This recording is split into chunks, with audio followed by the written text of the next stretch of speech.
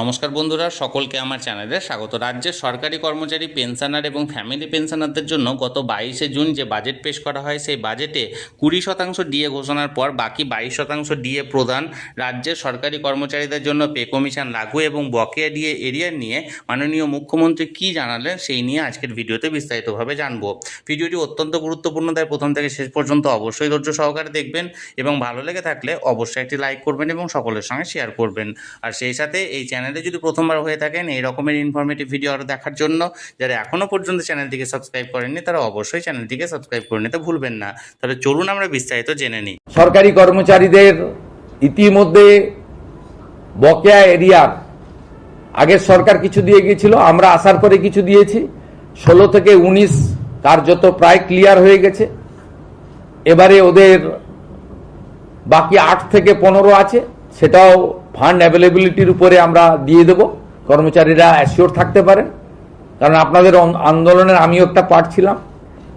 আপনাদের কেন্দ্রের সঙ্গে রাজ্যের তফাৎ ছিল 42%, আমরা 20% ডিক্লেয়ার করে দিলাম। অক্টোবরে পেয়ে যাবেন, অক্টোবর থেকেই পেয়ে যাবেন।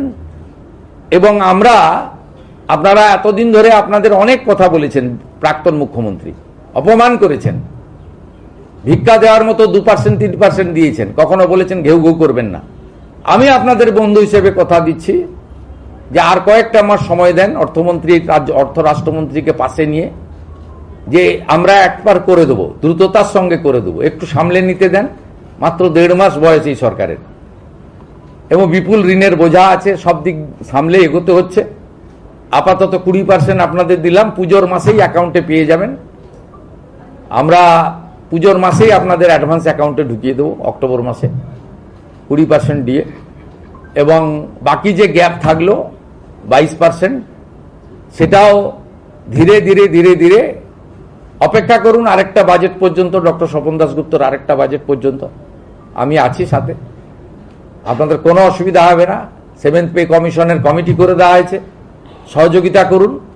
আমি টার্গেট বেঁধে দিয়েছি, ডিসেম্বরের মধ্যে পে কমিশনের রিপোর্ট দিয়ে দিবে, তাহলে জানুয়ারি মাসে আপনাদের কার্যকর করে দেবো আমরা। 7th পে কমিশন কার্যকর হলে আগামী অর্থবর্ষে, অর্থাৎ 28-29 অর্থবর্ষে 8th পে কমিশনেরও কাজ, যা দিল্লিতে কেন্দ্রীয় সরকারের আয়োজন হয়েছে, আমরা সেটাও বিবেচনার সঙ্গে দেখব।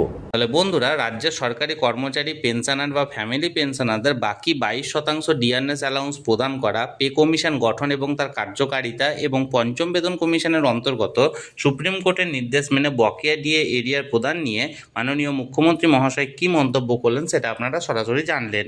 আপনাদের যদি এই বিষয়ে কোনো কিছু বলার থাকে অবশ্যই কমেন্ট করতে পারেন। আর এই ভিডিওটি ভালো লেগে থাকলে অবশ্যই একটি লাইক করুন এবং সকলের সঙ্গে শেয়ার করুন। আর সেই সাথে এই চ্যানেলে যদি প্রথমবার হয়ে থাকেন এই রকমের ইনফরমেটিভ ভিডিও আরও দেখার জন্য, যারা এখনো পর্যন্ত চ্যানেলটিকে সাবস্ক্রাইব করেননি তারা অবশ্যই চ্যানেলটিকে সাবস্ক্রাইব করে রাখুন।